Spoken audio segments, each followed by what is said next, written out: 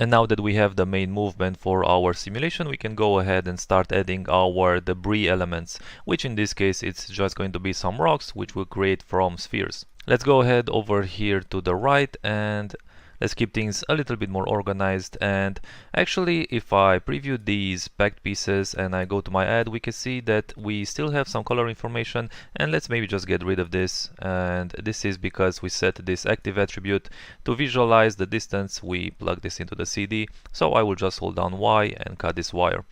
Okay, so we get rid of the color, and let's encapsulate all of this inside a box with Shift O.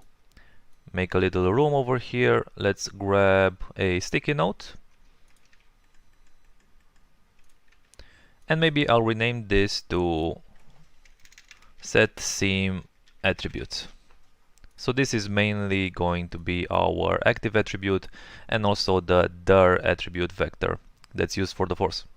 So for the rocks debris, let's go over here and find our height field geo. So this is the HF geo, and we want to scatter some points on this. So I will Control C, grab this node, and maybe do our debris network over here and drop down an object merge. Place this here. So here we have the terrain, and from here I can drop down a scatter. And we just want to scatter a bunch of points. Let's turn off relax iterations and also maximum points, and maybe just start with maybe just increase this value a little bit. And maybe actually I will go ahead and from this node I want to create a group. So from the height field terrain and set this to be a point group, and I want to turn on keep in bounding regions. Let's use a bounding sphere and just increase the size. And since I know the camera won't be catching any of these areas here at the top, we really don't need to scatter points and waste geometry on some of these parts that aren't going to be seen. So maybe just increase this bounding sphere, and this should be fine. And let's go ahead and drop a blast. Select this group that we created, and I will delete non-selected. So we want to scatter points only on this geometry. Also, I want a little bit more controlled distribution. Let's drop down an attribute VOP and let's create a density attribute. Let's step inside and actually just rename this to set density. Step inside and generate an AA flow noise and plug this into a fit range. And let's visualize this if I plug it into the CD. Okay, and maybe I will just promote some of these parameters. So frequency, let's get rid of the offset one, amplitude and roughness, and maybe source min and source max. So if I go up, let's maybe decrease the frequency and decrease the minimum value in the source, and let's maybe decrease the maximum value as well. And let's also now export this. So after the fit, drop down a bind export, and let's create an attribute called density. So now in my scatter node, if I want to set this to use this density attribute, and let's go back inside and get rid of this color connection, so we don't need the color.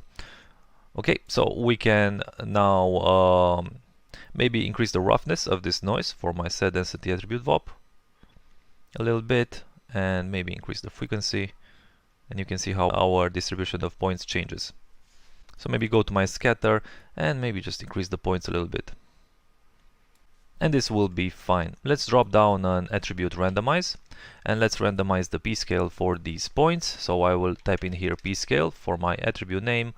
Let's set this to a custom ramp, and let's fit the 0 and 1 value to, let's say, maybe 0.3 and 1. And let's select all of these handles for the ramp. So hold down shift and select all of these. Set the interpolation to, let's see, B-spline, and grab this one in the middle here and just drag this over here. So now most of these points will have a value of a p-scale value close to 0.3, and some of these will ramp up all the way to 1. And let's make sure that this operation is set to set value. So if I drop down a sphere from here, and let's set this is set to a polygon mesh, which is good. Let's go ahead and maybe set this to a polygon instead. So increase the frequency now. And actually we don't really need to work with so much geometry because it's not really going to make a difference from the scale of which our camera will be looking at. So maybe just set this to a value of 3, and this should be plenty of geometry to give the impression of a rock. Let's maybe go to p-scale and set the global scale to 0.1, And let's see if we plug this into a copy to points. Let's see how this will look. Alright, so this is pretty good. So maybe these spheres are a little bit too small. Let's maybe set the p-scale value to maybe 0.5. Let's leave this as it is for now, and we can come back later and readjust these values. I also want to give all of these spheres a little bit more of an irregular pattern or a shape. So from here I can drop down an attribute VOP, and let's create a AA flow noise. So step inside and let's drop down an AA flow noise, set this to a 3D noise, and let's add this to our P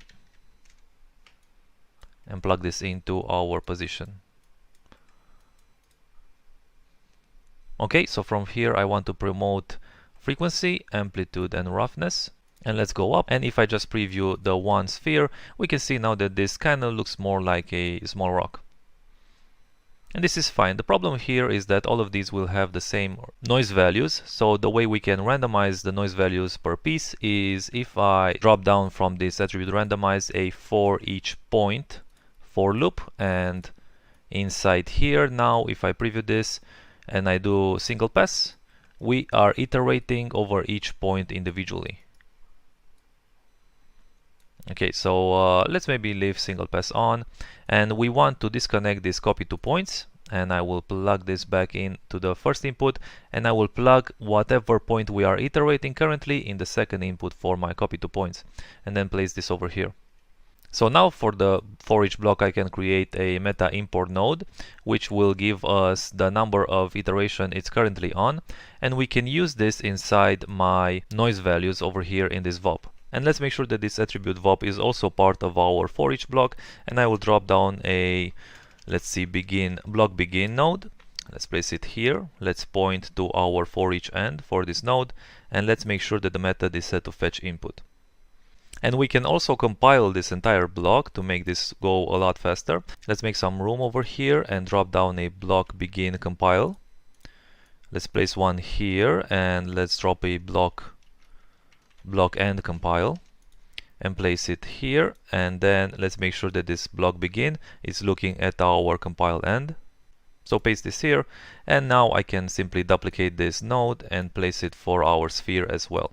So we have this entire block encapsulated with a compiled block, and we only need now to go to our for each end node, and let's make sure that this option is on multi-thread when compiled.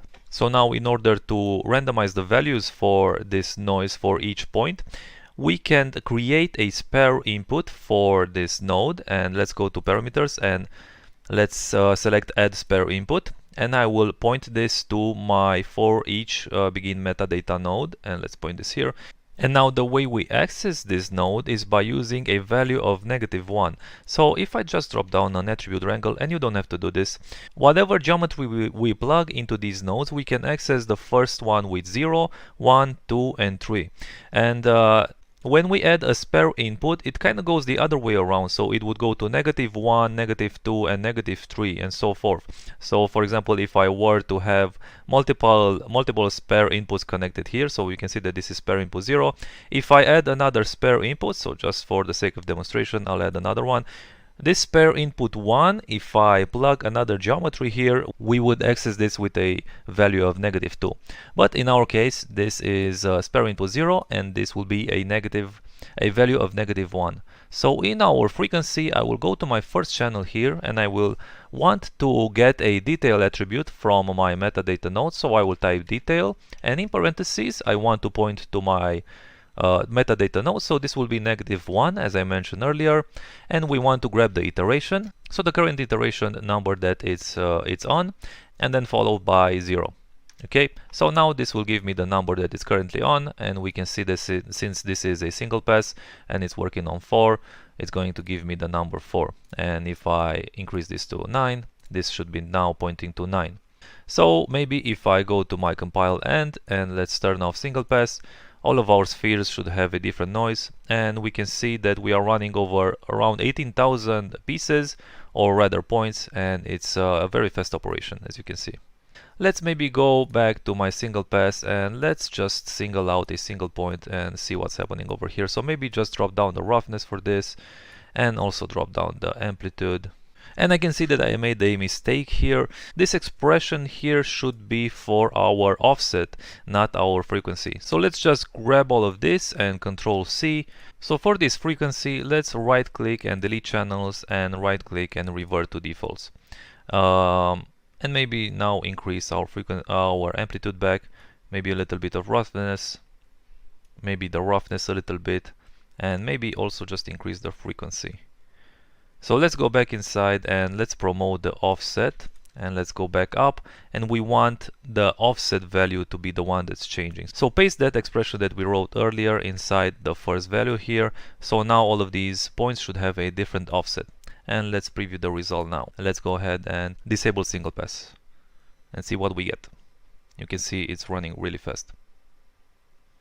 Okay, so now we have completely random pieces for all of our points. And from here, let's go ahead and save this. So I'll drop down a file cache, disable version and time dependent cache, choose a folder, and I'll rename this to RocksGeo and hit save. So before we move forward, it would be beneficial now to start working on the final look of our simulation and also add a camera.